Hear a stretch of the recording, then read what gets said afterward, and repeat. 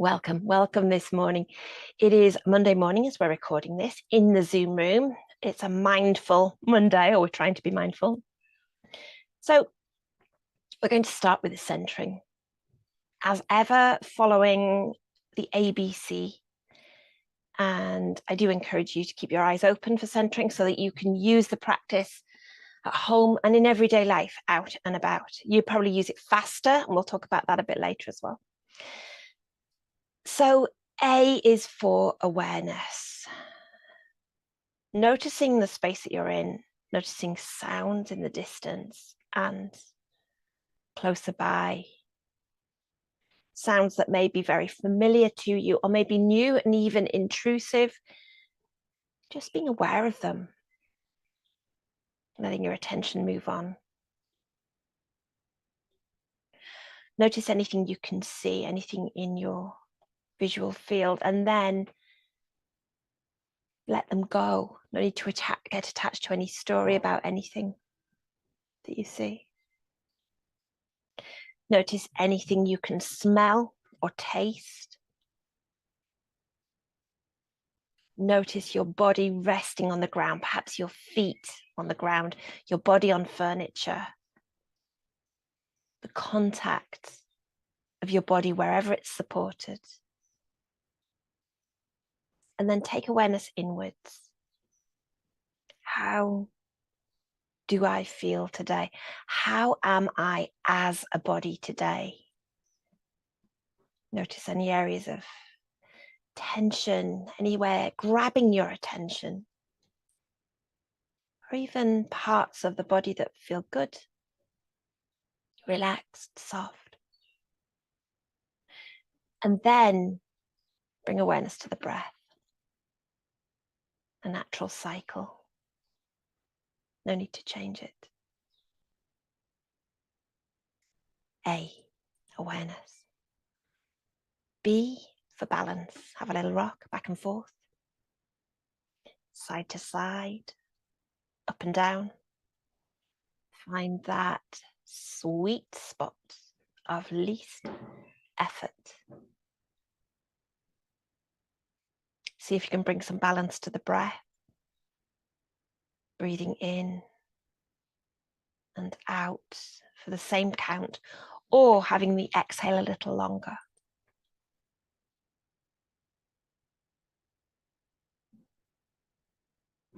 A for awareness, B for balance, C is for the core.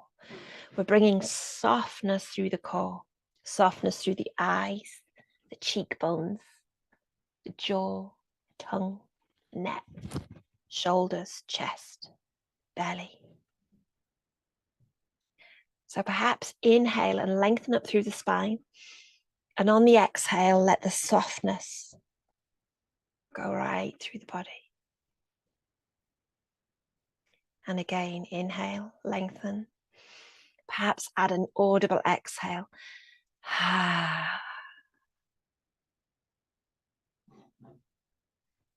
Second C is for connection. Bringing to mind a person, someone that makes you feel warm inside, someone that makes you feel safe and happy, or a pet, or it might be your inner self, your higher self. Or if you're in the Zoom room, you can take a look at the faces on the screen for that connection. And then have a wiggle and notice how you feel. And if you need a quick centering, like when your GoPro says, nope, I'm not doing this today, and it goes beep in the middle of when you're recording, a quick, or a quick feet on the ground. Centering can be so fast. We luxuriate in a touch of centering, and I make no apology for that.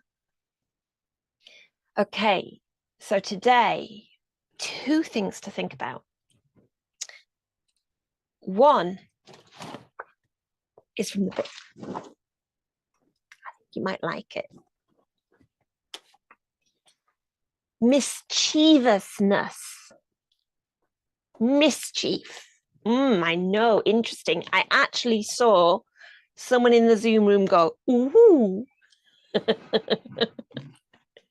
So, from the old French, mischief.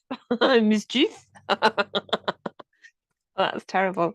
I really should cut that out of the recording, but I probably won't. Misfortunate, harm, trouble, annoyance, vexation. And the interesting thing about mischief is it has a number of qualities from a different number of sides. So what we think or say, I know it's a little naughty, but I'm going to do it anyway. And there's lots of smiling faces. There's an air of fun about that. Let me carry on going through before I get sidetracked. Its impact on our openness to others. It can do both because it can make us open and playful, but there's a darker side and it can close us. Our reaction or impulse for action is to provoke in a playful way. I've been talking quite a bit about calibration at home. I'll come on to why. But the calibration is interesting because if you think of playfulness on a scale, on a thermometer, if you like, playful scale or a mischief scale, there is a point where mischief becomes trouble, annoyance. And that point on the scale varies for many, many reasons, and partly around the relationship that we have with whoever is involved in the mischief or on the receiving end of the mischief, or if we are on the receiving end of the mischief. Related emotions, irreverence and disrespect. So that's way down the scale. Purpose, play at provoking others. Time of orientation is the present and how it can get in the way. We can be playful and provocative when mischievous, but we can also alienate, mock, or diminish. And then you see your calibration at the wrong end of the scale. So we need balance. Emotions, we might confuse it with vengeance. How it feels or moves us to tease, mock, provoke others in a playful way. How our breath might be high, fast, energized. How our body might feel energized. And it says here up and forward. And actually, as I described the breath, I did that up and forward.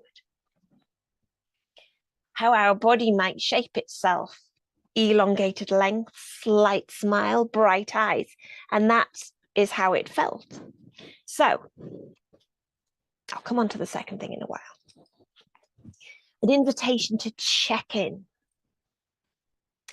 And we'll keep check-ins quite short so that we don't, oh, it's okay, we've got plenty of time. We'll keep them succinct. How are you feeling today? And what does mischief mean to you? Or where do you feel it in your body? We'll come back to that as well. I'm going to pause the recording and check in with the people in the Zoom room. Okay, let's have a little bit of movement. You can stay seated, you can be lying down, you can do anything that you want. But coming back to the body first. Perhaps if you're standing, lifting at one foot, then the other, lifting each toe off the ground if they'll come up and placing them back down and feeling into the ground. Have a little jiggle, have a shimmy, and just noticing again how your body feels. Going to inhale and take the arms up. Inhale, reach up to the sky. Exhale, bring them back down. Do that again, just the arms. Inhale up. Exhale down. It doesn't matter if you move faster or slower. Once more, inhale, take them up. This time as we exhale, soften the knees and we're coming into a fold. So come all the way down, hinge at the hips. Keep the knees soft, come all the way back up. Arms in the air, down. We're doing that one again. Inhale up, arms up. Exhale all the way down. Coming halfway up this time. Inhale up, halfway, flat back. Exhale down. And inhale all the way back up, reaching for the sky. Exhale and let go. Have a shimmy, have a shake, and see what your body needs right now. Let me just get my wires right. See where you need to move. Maybe moving each joint, moving shoulders, moving hips. Even if you're seated, maybe your head wants to roll a little side to side. Maybe you want to lift hips and knees and feet or arms. Where does your body need to be as you are listening to this? And then come back to stillness. One of the best things we can ever do for ourselves is move. And it doesn't matter how much we move. If it's a day you are still, a little bit of movement is always better than none. Okay, mischief. Notice the word or the concepts. If the word is unfamiliar, the concepts. And we are looking at the lighter side. So in that calibration, we're not looking at the dark, evil side of mischief, although already I'm sounding like I'm in a fun movie and ha ha ha.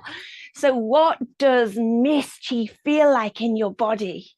Is it uplifting? Are you up and forward? Are you creeping forward? What is it that mischief brings? A sense of playfulness, airiness, a sense of something new, something fun, but there's an interactive quality with others. What am I going to do? What am I going to get you to do? That is how I met my husband, by the way. That's what I did. To a complete stranger as he walked into the outdoor area of a pub. And if he didn't sense mischief, he should have. So how does it show up in your body?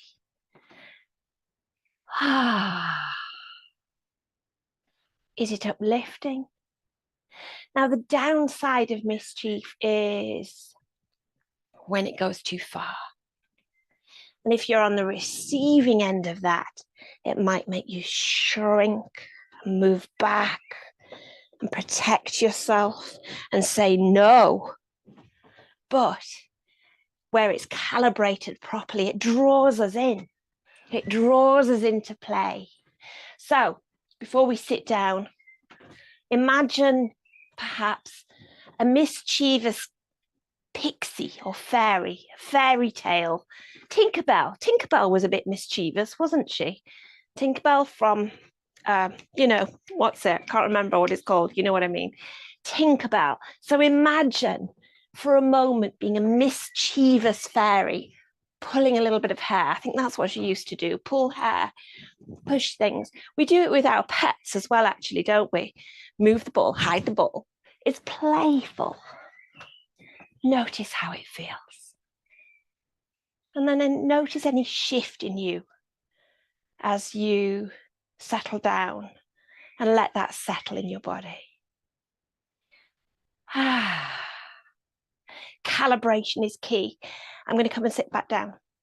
Calibration is instinctive for most of us.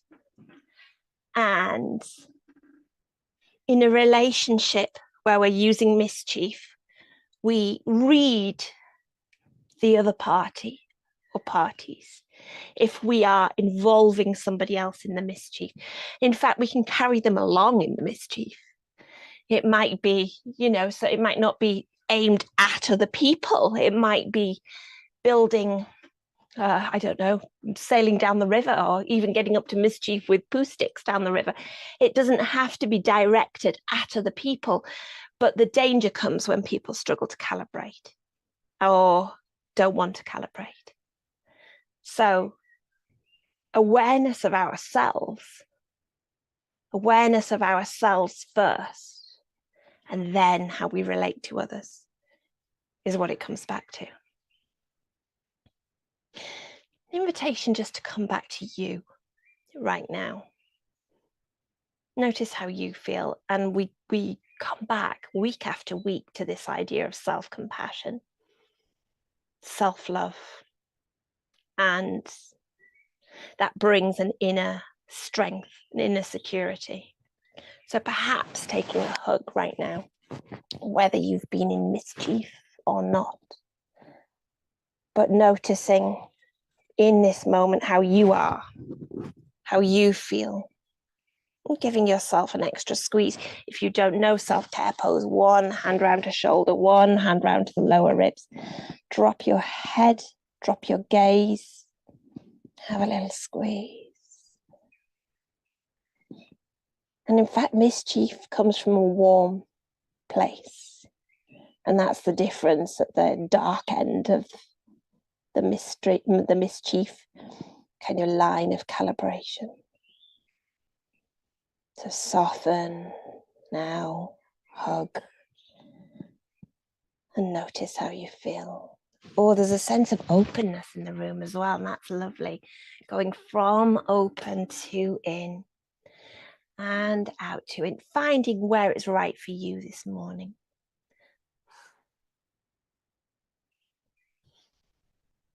Okay. The other thing I was going to briefly talk about before our guided meditation is this concept of self-belief and self-validation. And self-validation is getting some interesting press recently in the wellness circles, and the idea that we should be fully self-sufficient in terms of validation. And I see mantras and quotes saying that you must be secure in yourself and not require validation from others. And some of that is true in that we begin from a point of self-compassion and self-love. However, the relationships around us are naturally validating when they're positive. The relationships around us naturally feed into each other. We, even by that co-regulation in the Zoom room, when you look at the smiling faces, if you, right now, anybody in the Zoom room, you can imagine if you're watching the recording, well, actually do it, because you, oh, you know, you'll only see me, but never mind. I forgot for a moment that you wouldn't see the Zoom room. I get so carried away with the Zoom room.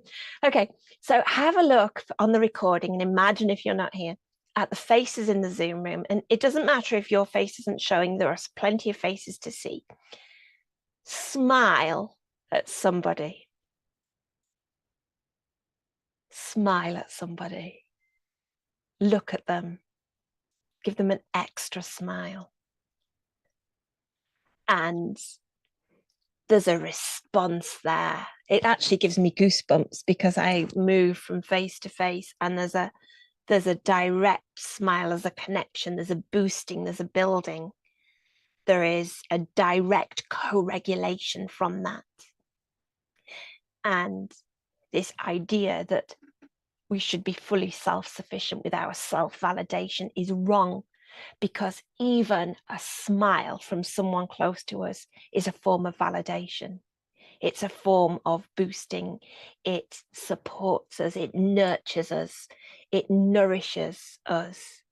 And it isn't about every person having to say something truly positive or compliment you. It's about that positive exchange. It builds on the self-compassion, the self-love, the self-belief.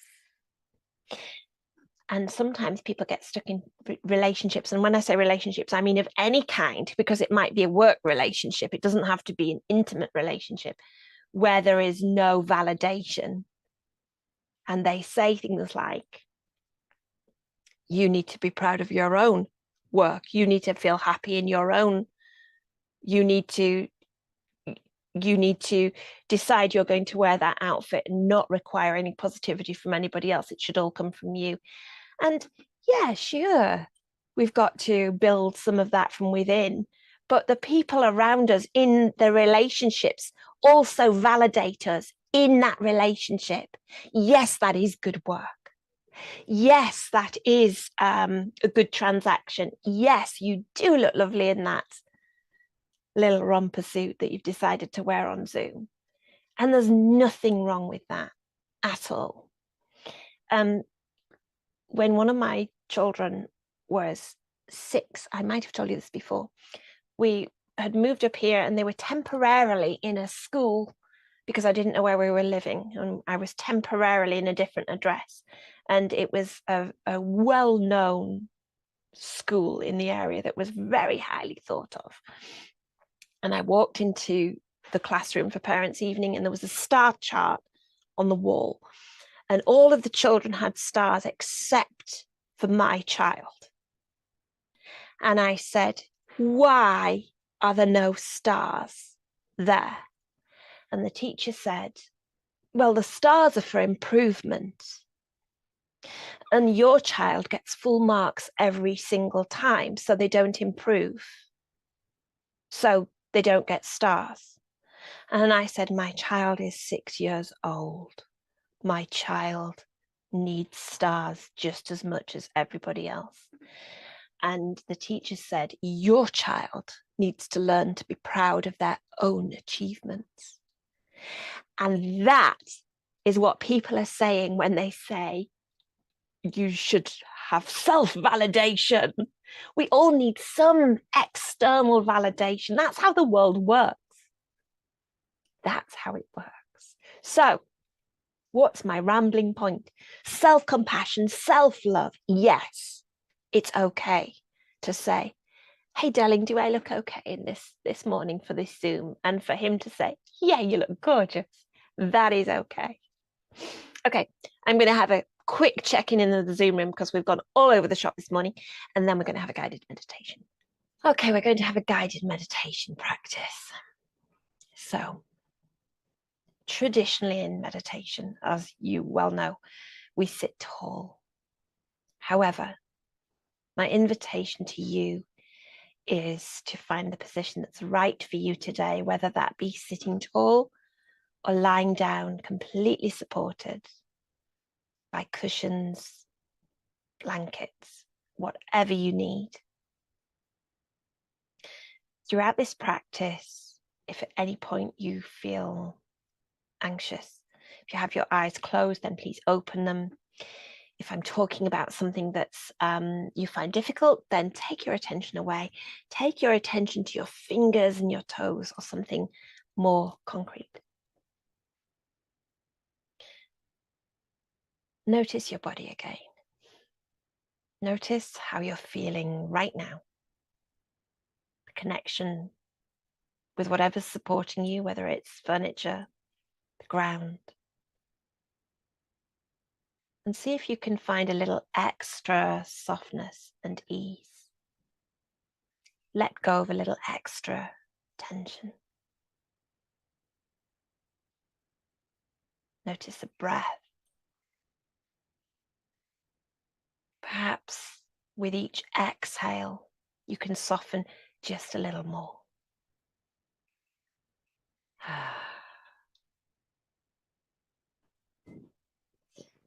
And then in your mind's eye, I'd like to guide you on a walk. It might be somewhere familiar to you, but it might be somewhere completely new, guided only by the words.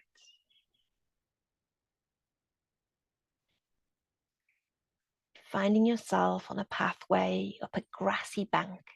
It's easy. It's not causing any stress or strain. A wandering pathway. The grassy bank's a bit meadow-like, perhaps with flowers, clover, daisies.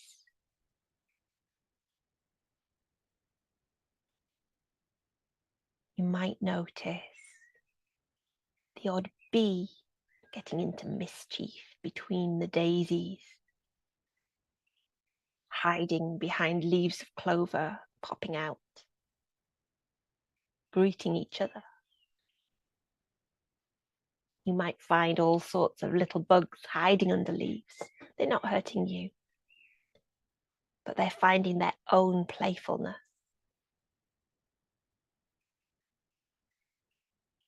Overhead, notice what you can hear, what you can see. Perhaps a blue sky with scattered fluffy clouds.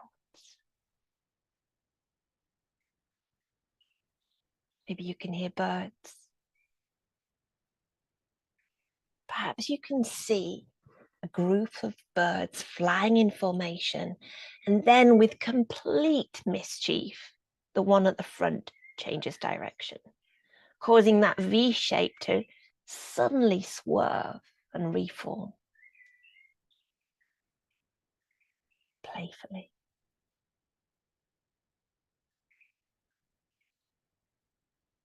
As you reach the top of the grassy bank, the ground flattens and a stony pathway is before you. There's shrubbery growing on each side and there's trees ahead. Making your way towards the trees, you can see a little lake. It's like a large pond, a small lake, through the trees with a little pathway around the edge. And it's a rough pathway. You can do it. It's not going to hurt you, but you have to find your way. You can hear a sound and a small dog is ahead, hiding behind a bush, maybe sticking its nose out, seeing you dropping to its front paws, dropping to its front legs, playfully. You can hear its owner in the distance, and it runs away, runs back to play, back to fun, back to mischief. Following around the pond, the lake, you can see big lily pads. And in the water, every now and again, there's a plop, plop. As a frog notices you and leaves the lily pad, plopping underneath. But you can see them, the eyes peeping out and hiding, peeping out then hiding. It's as though the frogs are playing.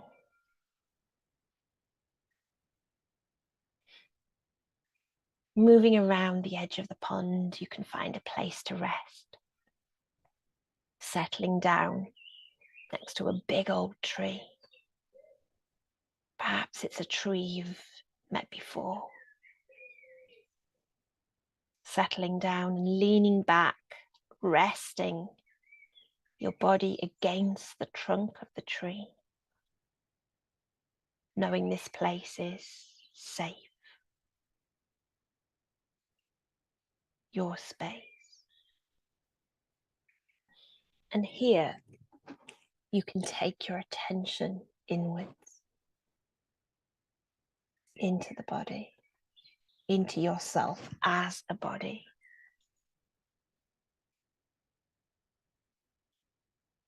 Taking awareness down to your feet and to each toe. Perhaps taking a tiny wiggle of each toe, as though they were being tickled by feathers. But the movement allows you to feel inside of the toes. Feeling the toes from the inside out.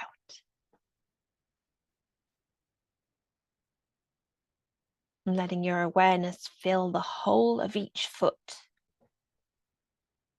And perhaps the grass is tickling the bottom of your feet as you make slight movements, sensing, imagining the whole of each foot, as though they're filling with the breath, as though each foot is breathing softly in and easy out.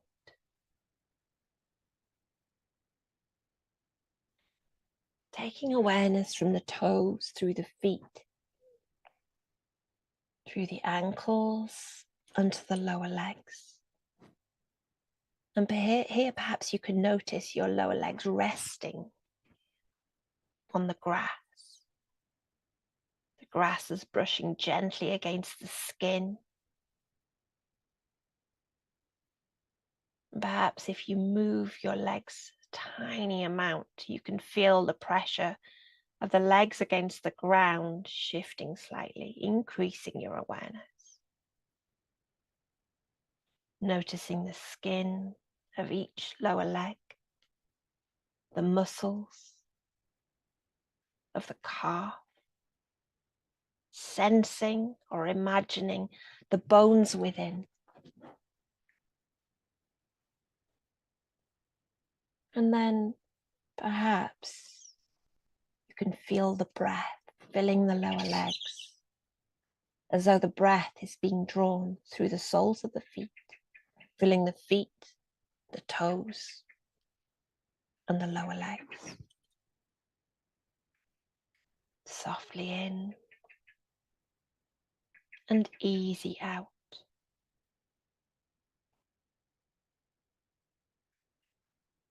Letting your awareness move through the feet, through the lower legs, and to the upper legs and hips. Perhaps you can sense or imagine the upper legs, the sit bones, the hips resting on the ground by this tree. And if you make tiny muscular movements of the upper legs and around the hips, around the buttocks, you can feel the legs. You can sense them from the inside a little more deeply. Sensing, imagining the skin, perhaps a slight breeze tickling the skin on the upper legs. Sensing the muscles of the upper legs and the bones up into the hip joint. And then sensing the upper legs filling with the breath, as though the breath is coming through the feet, the lower legs, the upper legs. Softly in and easy out.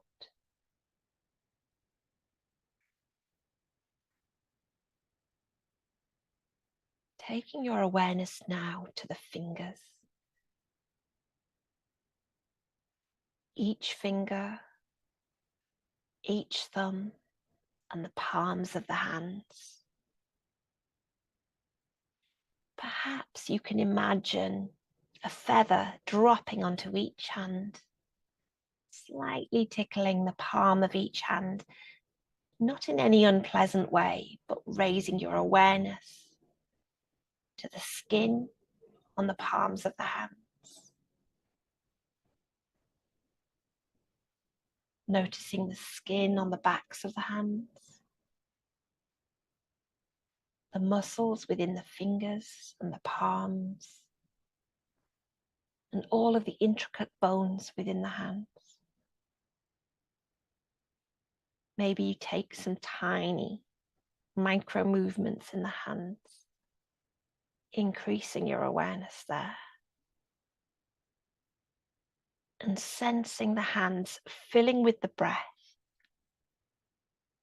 as though the hands themselves are breathing softly in and easy out. moving awareness from the hands, through the wrists, into the arms. Feeling the whole of each arm, the skin, the muscles, the bones, connecting at the elbow, connecting the upper and lower arms, and all the way up to the shoulder. Perhaps you can take some tiny movements in the arms, increasing your awareness there. And then sensing or imagining the whole of the arms filling with the breath, as though the breath is being drawn through the palms of the hands, filling the whole of the arms. Softly in and easy out.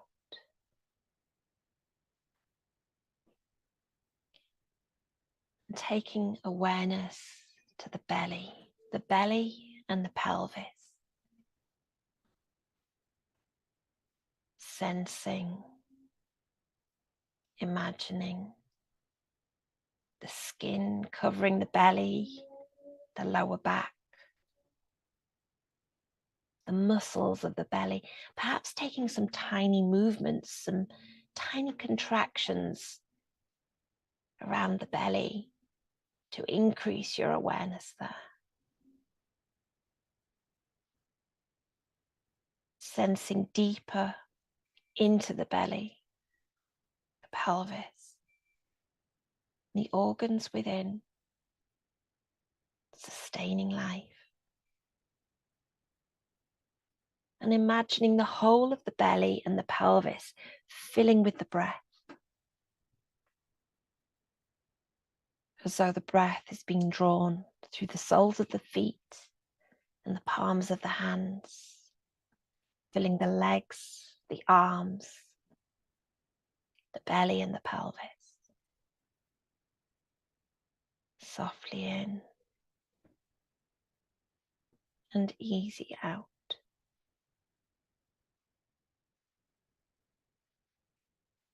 Shifting awareness up into the chest.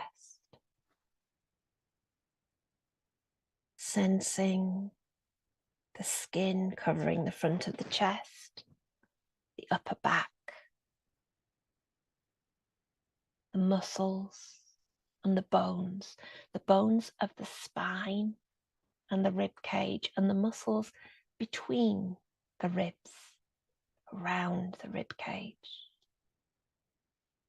Perhaps you can take some tiny movements to sense into those muscles and to sense into the chest. And deeper, sensing, imagining the lungs and the heart.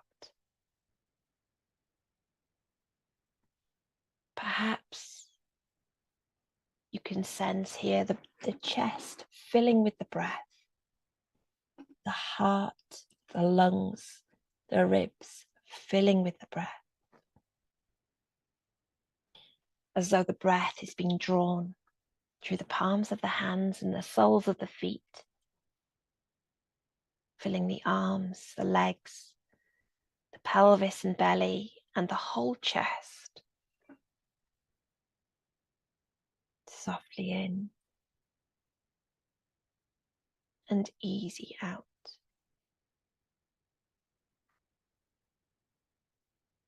Moving awareness to the neck and up into the head. Awareness of the eyes, the cheeks, the jaw, the mouth, the tongue. Perhaps taking some tiny movements in the face, the tongue, to increase awareness there. Sensing the skin over the face, the tiny muscles within the face bringing expression, conveying playfulness and mischief. The bones of the face and the skull, and deeply within, as though the whole head is filling with the breath, sensing, imagining the breath coming through the palms of the hands and the soles of the feet, filling the arms, the legs, the whole of the body, the whole of the head, as though the whole body is breathing. Softly in and easy out. Allowing your awareness to rest in the whole body for the next couple of minutes. If your mind wanders, that's okay. Just bring it back to the breath. Softly in and easy out.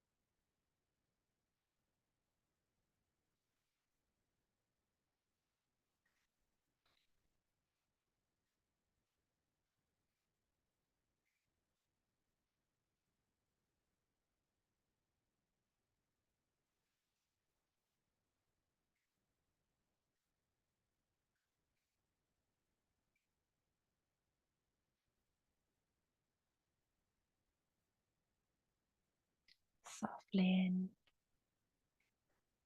and easy out. Sensing, imagining your whole body here, your whole body resting against this tree, by this pond, small lake, in the trees, with the frogs. And then making your way back from the pond, through the trees, back to the grassy hill, playful bees, birds overhead. Steadily making your way back to where you came from, knowing you can come back here anytime you choose.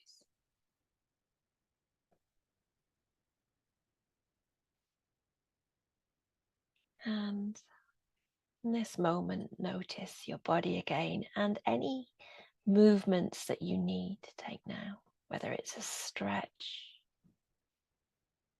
hand on heart, hand on belly, perhaps a deeper breath, an invitation to consider a little bit of playfulness and mischief that you might have in your day ahead. Slowly and gently as you are ready, open your eyes if they were closed and come back to where we began. For anybody watching the recording, I'm going to stop now. Thank you so much for joining us. And if you ever fancy coming to the Zoom room, you would be very welcome.